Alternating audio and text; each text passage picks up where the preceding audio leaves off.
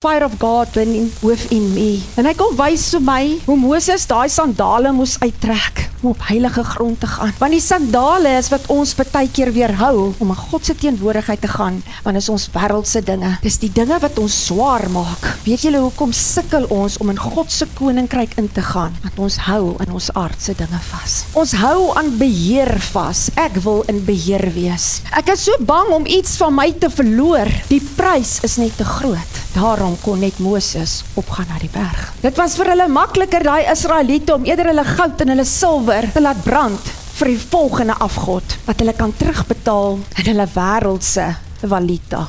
En kind van God, dis waarmee ek en jy sukkel. Want weet jy waarmee bombardeer Satan ons? Met leuns en vrees. En elke vrees wat hy aan jou hart kom klop, is eintlik 'n leuen. Dis of jy dit gaan glo of nie. As jy daai leuen jou eie gaan maak, soos wat jou hart glo, so sal dit wees.